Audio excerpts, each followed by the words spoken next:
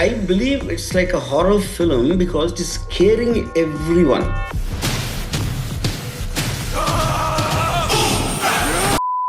TFI బానిసలందరికీ స్వాగతం సుస్వాగతం. నేను మీ Appalaraju and welcome to our channel POV of Appalaraju.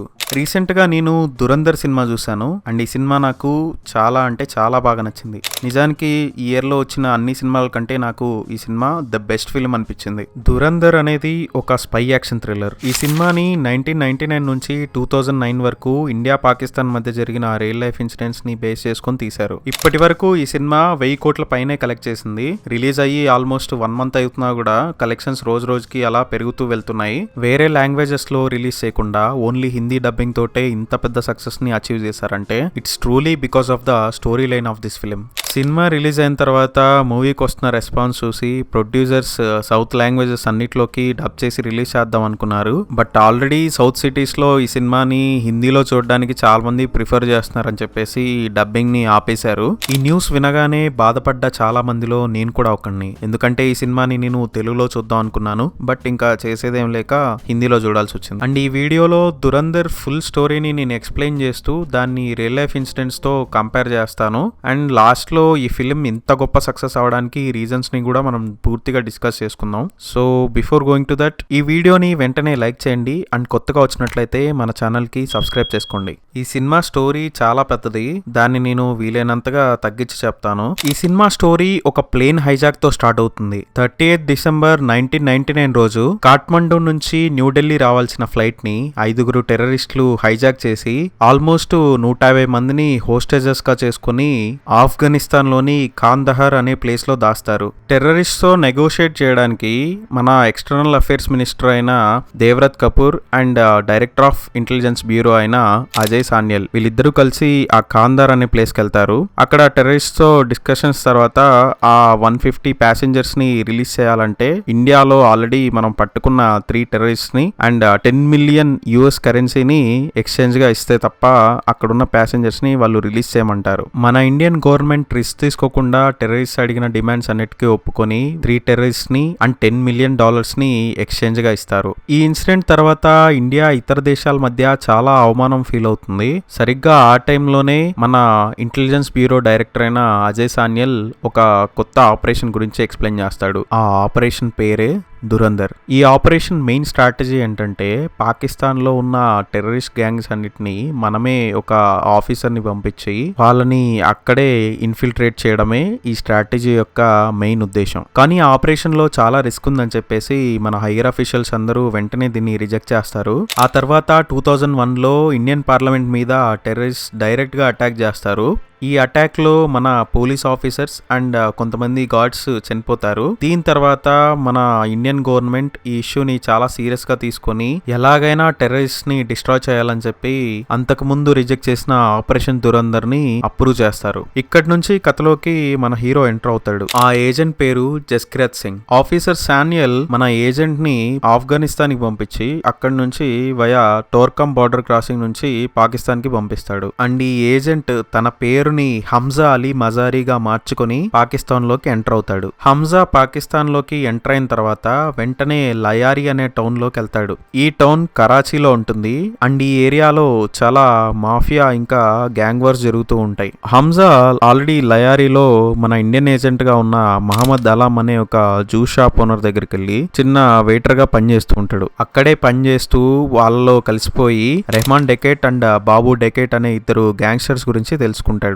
ఇలా 1 year గడిచిపోయిన తర్వాత హంజాకి ఒక అవకాశం వస్తుంది. అదేంటంటే ఒక పెళ్లి రిసెప్షన్ లో జ్యూస్ సప్లై చేయడానికి వీళ్ళకి ఒక కాంట్రాక్ట్ వస్తుంది. ఆ పెళ్లికి రెహమాన్ కొడుకులైన నయీం అండ్ ఫైజల్ వీళ్ళిద్దరూ కూడా వస్తారు. రెహమాన్ డకెట్ కొడుకుల్ని చంపడానికి బాబు డకెట్ అండ్ అర్షద్ పప్పు మనుషుల్ని పంపించి గన్స్ తో అటాక్ చేపిస్తారు. ఈ అటాక్ గురించి హంజాకి ముందే తెలుసు అండ్ తను రెహమాన్ కొడుకుల్ని సేవ్ చేశాడంటే ఖచ్చితంగా రెహమాన్ గ్యాంగ్ లో ఈజీగా చేరొచ్చు. ఈ అటాక్ లో మన హంజా వాళ్ళ కొడుకులిద్దరిని కాపాడబోతూ ఉంటాడు. బట్ అన్ఫార్చునేట్లీ మన రెహమాన్ పెద్ద కొడుకైన నయీం ఆ కాల్పుల్లో చనిపోతాడు. నయీం బాడీని హంజా హాస్పిటల్ కి తీసుకెళ్తాడు అండ్ అక్కడే రెహమాన్ అండ్ ఇంకా అతని కజిన్ ఉజైర్ బలోచ్ ని కలుస్తాడు. హంజా రెహమాన్ తో తను బలోచిస్తాన్ నుంచి వచ్చానని అండ్ రెహమాన్ అంటే బలోచ్ ప్రజలకి చాలా గౌరవం అని చెప్పి చాలా మంచిగా చెప్తాడు. ఎందుకంటే రెహమాన్ కూడా ఒక బలోచ్ కాబట్టి. హంజాకి ఎవరూ లేకపోవడం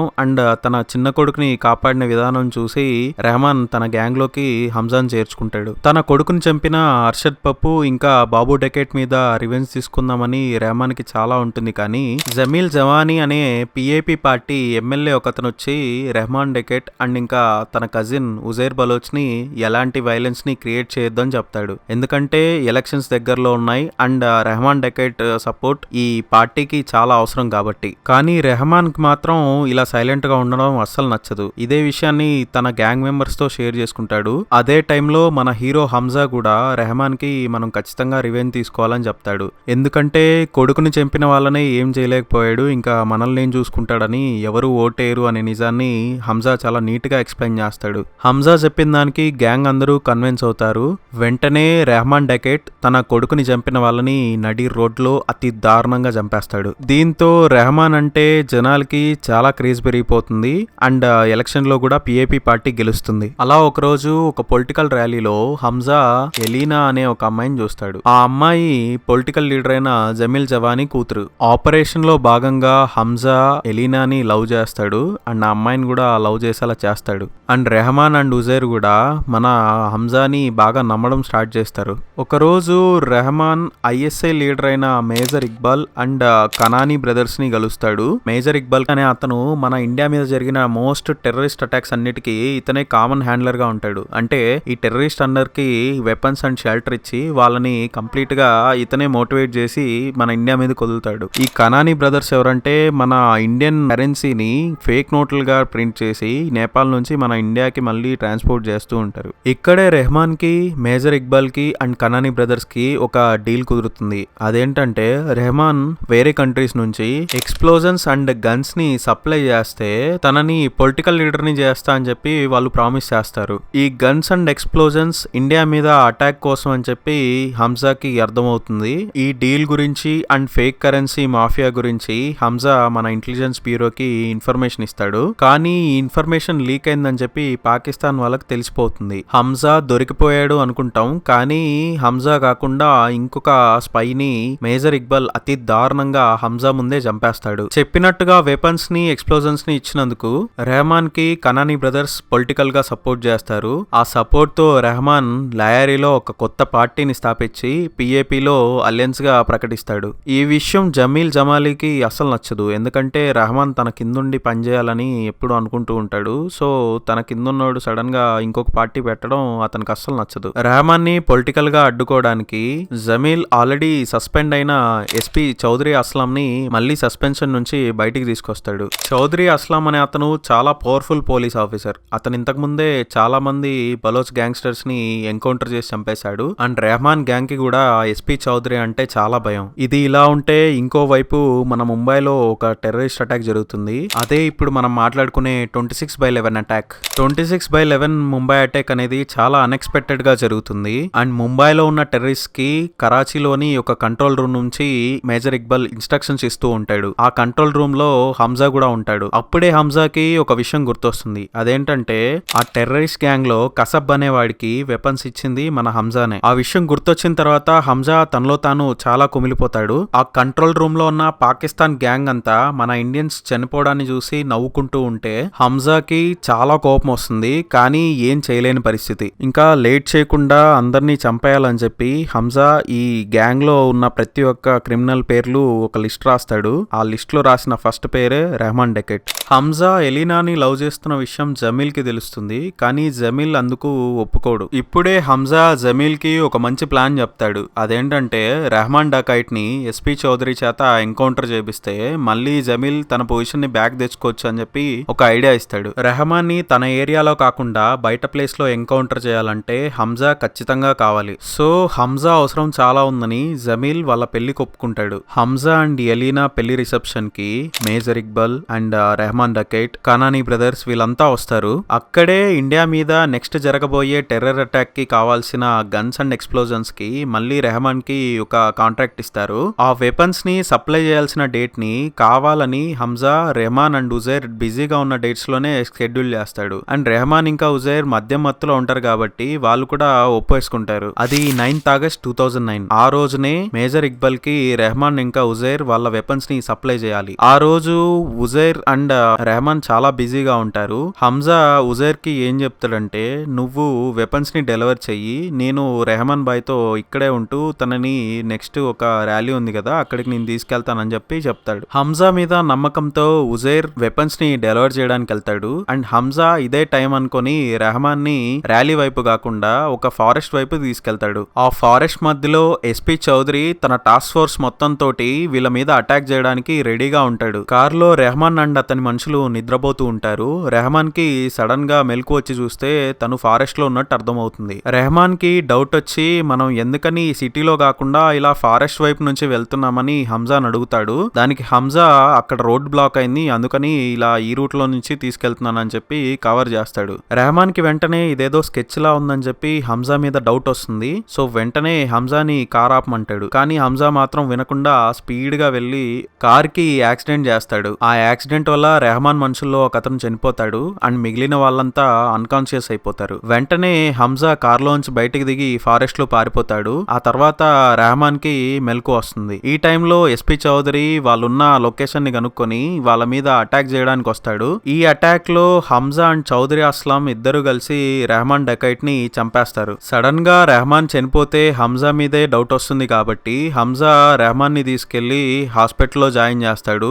ఎస్పీ చౌదరి అస్లాం రెహమాన్ ని ఎన్కౌంటర్ చేసి చంపేశాడని, తను ఎంత ట్రై చేసినా కాపాడలేకపోయానని ఆస్కార్ రేంజ్ పర్ఫార్మెన్స్ ఇస్తాడు. దాన్ని చూసి మన ఉజైర్ బలోచ్ కూడా తను చెప్పిందంతా నమ్మేస్తాడు. ఇలా మన దురందర్ సక్సెస్ఫుల్ గా రెహమాన్ డకైట్ ని చంపేస్తాడు. నెక్స్ట్ హంజా తన లిస్ట్ లో రాసుకున్న మేజర్ ఇక్బాల్, కనానీ బ్రదర్స్, అర్షద్ పప్పు అండ్ బడే సాహెబ్ వీళ్ళని ఎలా చంపాలి అని చెప్పి ప్లాన్ చేస్తూ ఉంటాడు. ఇక్కడతో పార్ట్ 1 స్టోరీ ఎండ్ అవుతుంది. ఆ లిస్ట్ లో మిగిలిన వాళ్ళని ఎలా చంపుతాడు అనేది part 2 story. And part 2 glimpses and release date కూడా లాస్ట్ లో అనౌన్స్ చేశారు. సో ఇది మన దురందర్ స్టోరీ. నెక్స్ట్ మనం డిస్కస్ చేసుకోవాల్సిన పాయింట్ ఏంటంటే మూవీ వర్సెస్ రియాలిటీ. సినిమాలో చూపించిందంతా రియలా అంటే most of the part real and మిగిలిందంతా ఫిక్షనల్. ఈ సినిమాలో చూపించిన 3 టెర్రర్ ఇన్సిడెంట్స్ ఏవైతే ఉన్నాయో అవన్నీ కూడా real. 1999 Kandahar attack, 2001 parliament attack, 2009 26/11 attack. ఈ 3 కూడా మనం ఎప్పటికీ మర్చిపోలేని సంఘటనలు. అండ్ సినిమాలో ఆ ఇన్సిడెంట్స్ కి సంబంధించిన రియల్ ఫుటేజెస్ కొన్ని ప్లే చేస్తారు. ఆ సీన్స్ చూస్తున్నప్పుడు మనకు బ్లడ్ బాయిల్ అయిపోతుంది. ఇంకా ఈ సినిమాలో ఉన్న క్యారెక్టర్స్ విషయానికి వస్తే మన మాధవన్ ప్లే చేసిన అజయ్ సాన్యల్ క్యారెక్టర్ ఏదైతే ఉందో అది మన నేషనల్ సెక్యూరిటీ అడ్వైజర్ అయిన అజిత్ దోవల్ గారి ఇన్స్పిరేషన్ తీసుకొని చేశారు. అజిత్ దోవల్ గారి స్ట్రాటజీస్ వల్ల మనం టెర్రరిస్ట్ అటాక్స్ అన్నింటినీ చాలా వరకు కంట్రోల్ చేయగలిగాం. ఆయన స్ట్రాటజీ తోటే మనం చాలా యుద్ధాలు గెలిచాం. అండ్ ఆయన సినిమాలో చూపించినట్టుగా పాకిస్తాన్ లో చాలా రోజులు స్పైగా ఉన్నారు. అర్జున్ రాంపాల్ యాక్ట్ చేసిన మేజర్ ఇక్బాల్ క్యారెక్టర్ వచ్చి Pakistan ISA officer come terrorist handler అయిన ఇలియాస్ కాశ్మీరీకి ఇన్స్పిరేషన్ తీసుకొని చేశారు. ఈ ఇలియాస్ కాశ్మీరీ అనే అతను మన ఇండియా మీద జరిగిన మోస్ట్ టెర్రరిస్ట్ అటాక్స్ అన్నిటికీ ఇతనే కామన్ హ్యాండ్లర్ గా ఉంటాడు. అంటే ఈ టెర్రరిస్ట్ అండర్ కి వెపన్స్ అండ్ షెల్టర్ ఇచ్చి వాళ్ళని కంప్లీట్ గా ఇతనే మోటివేట్ చేసి మన ఇండియా మీద కొదులుతాడు. నెక్స్ట్ అక్షయ్ ఖన్నా యాక్ట్ చేసిన రెహమాన్ డకైట్ క్యారెక్టర్ ఏదైతే ఉందో అది as it is real character అయిన రెహమాన్ డకైట్ అనే పాకిస్తాన్ గ్యాంగ్స్టర్ ది. ఇతను లయారీలో పెద్ద గ్యాంగ్స్టర్. సినిమాలో చూపించినట్టుగానే రెహమాన్ తన శత్రువుల్ని అండ్ తప్పు చేసిన వాళ్ళని నడి రోడ్ లో అతి దారుణంగా చంపేసేవాడంట. లయారీలో ఇతను ఫేక్ వెపన్స్ ని అండ్ డ్రగ్ మాఫియాని హ్యాండిల్ చేసేవాడు. అండ్ సినిమాలో కూడా అదే చూపించారు మనకి. నెక్స్ట్ సంజయ్ దత్ గారు యాక్ట్ చేసిన ఎస్పీ చౌదరి అస్లాం క్యారెక్టర్ ఏదైతే ఉందో అది కూడా as it is original. SP Chaudhary Aslam అనే అతను పాకిస్తాన్ లో ఒక పెద్ద పోలీస్ ఆఫీసర్. లయారీలో ఉన్న చాలా గ్యాంగ్స్టర్స్ ని తను ఎన్కౌంటర్ చేసి చంపేశాడు. నిజానికి సినిమాలో చూపించిన దానికంటే ఎస్పీ చౌదరి అనే అతను ఒరిజినల్ గా చాలా అంటే చాలా పవర్ఫుల్ అంట. సేమ్ సినిమాలో చూపించినట్టుగానే 9th August 2009 రెహమాన్ డకైట్ ని ఎస్పీ చౌదరి అస్లాం ఎన్కౌంటర్ చేసి చంపేశాడు. కానీ 2012 లో ఒక కార్ బ్లాస్ట్ లో ఎస్పీ చౌదరి అస్లాం చనిపోయాడు. మేబీ ఆ స్టోరీ అంతా పార్ట్ 2 లో ఉండొచ్చు. ఇంకా మనందరికీ వచ్చే కామన్ క్వశ్చన్ ఏంటంటే ఏంటంటే మన రణ్వీర్ సింగ్ ప్లే చేసిన జస్కీరత్ సింగ్ క్యారెక్టర్ ఏదైతే ఉందో అది ఒరిజినల్లా లేదా ఫిక్షనలా అని. ఇదే క్వశ్చన్ డైరెక్టర్ని అడిగితే ఆ క్యారెక్టర్ కంప్లీట్ గా ఫిక్షనల్ అని చెప్పాడు. అండ్ రీసెర్చ్ చేస్తే నాకు కూడా సేమ్ ఫిక్షనల్ అనే అనిపించింది. చాలా మంది చెప్తుంది ఏంటంటే ఈ దురంధర్ అనే క్యారెక్టర్ ఒరిజినల్ గా ఏజెంట్ మోహిత్ శర్మది అని. కానీ అందులో చాలా వరకు నిజం లేదు. ఎందుకంటే మోహిత్ శర్మ అనే అతను జమ్మూ అండ్ కాశ్మీర్ లో ఒక టెర్రరిస్ట్ గ్రూప్ ని ఇన్ఫిల్ట్రేట్ చేయడానికి వెళ్ళాడు. అండ్ అతను ఎక్కడా కూడా పాకిస్తాన్ కి వెళ్ళినట్టు ప్రూఫ్స్ లేవు.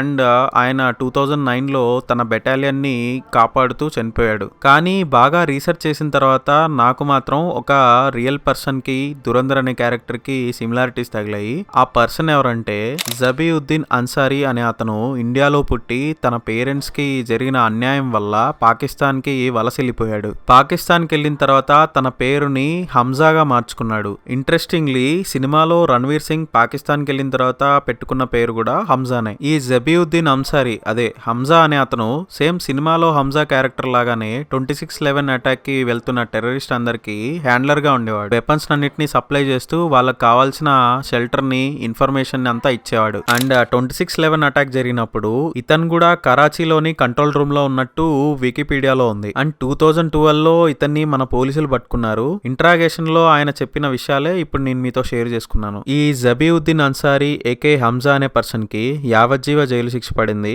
అండ్ ఇతను ప్రెసెంట్ ఇండియాలోనే ఉన్నాడు. సో సినిమాలో రణ్వీర్ సింగ్ క్యారెక్టర్ కి కావాల్సిన ఇన్స్పిరేషన్ ని ఈ జబీఉద్దీన్ అన్సారీ లేదా మన ఏజెంట్ మోహిత్ శర్మ గారి నుంచి తీసుకోండొచ్చు. లేదా ఇంకేదైనా రియల్ క్యారెక్టర్ ఉందేమో మేబీ పార్ట్ 2 తర్వాత డైరెక్టర్ గారే చెప్పాలి. ఫైనల్ గా ఇంకా ఈ సినిమా ఇంత పెద్ద హిట్ అవ్వడానికి రీజన్ ఏంటంటే ఈ స్టోరీలోని ఫ్రెష్నెస్ అండ్ ఆ ఇంటెన్సిటీ వల్లనే ఈ సినిమా చాలా అంటే చాలా పెద్ద సక్సెస్ అయింది. 3 hours 30 minutes ఉన్న సినిమా నాకు కనీసం 1 minute కూడా బోర్ కొట్టలేదు. ఎక్కడా కూడా నేను డీవియేట్ అయింది గానీ లేదా అనవసరమైన సీన్లు గానీ చూసింది లేదు. ప్రతి సీను చాలా ఇంట్రెస్ట్ గా చాలా అంటే చాలా థ్రిల్లింగ్ గా తీశాడు. Really we need directors like Aditya Dhar to make more such movies. ఇంకా పర్ఫార్మెన్సెస్ విషయానికి వస్తే యాజ్ యూజువల్ రణ్వీర్ సింగ్ ఇచ్చి పడేశాడు. అసలు ఆ నేచురల్ యాక్టింగ్ గానీ ఆ కళ్ళల్లోని ఆ ఇంటెన్సిటీ గానీ చాలా అంటే చాలా బాగా పోర్ట్రే చేశాడు. ఇంకా అక్షయ్ ఖన్నా గారి గురించి ఆల్రెడీ సోషల్ మీడియా మొత్తం వైరల్ అవుతుంది. రెహమాన్ డెకైట్ అనే క్యారెక్టర్ నిజంగానే ఇలా ఉంటుందా, మేబీ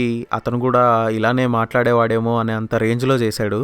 సంజయ్ దత్, మాధవన్ అండ్ అర్జున్ రాంపాల్ వీళ్ళు కూడా చాలా న్యాచురల్ గా యాక్ట్ చేశారు. ఇంకా మ్యూజిక్ ఈ సినిమాకి చాలా ప్లస్ పాయింట్. బ్యాక్గ్రౌండ్ స్కోర్ కానీ సాంగ్స్ కానీ చాలా అంటే చాలా కొత్తగా అనిపించాయి నాకు. ఇంకా సినిమాటోగ్రఫీ కూడా ఎక్సలెంట్ గా ఉన్నింది. రియలీ పాకిస్తాన్ స్ట్రీట్స్ లోకి పాకిస్తాన్ సిటీస్ లోకి మనల్ని అలా తీసుకెళ్లిపోయారు. And I have a strong feeling Dhurandhar 2 will be much more impactful than Dhurandhar. Final గా నేను చెప్పేది ఏంటంటే ఇండియాలో దురంధర్ లాంటి సినిమాలు చాలా రావాలి. ఇలాంటి సినిమాలు చూసినప్పుడే మన సోల్జర్స్ మన కంట్రీని కాపాడడానికి ఎంత కష్టపడుతున్నారో తెలుస్తుంది. మన ఛానల్లోని కంటెంట్ మీకు నచ్చినట్టయితే వెంటనే సబ్స్క్రైబ్ చేసుకోండి. అండ్ ఈ వీడియోని లైక్ చేయడం అస్సలు మర్చిపోకండి. This is Appal Raju signing off. Thank you.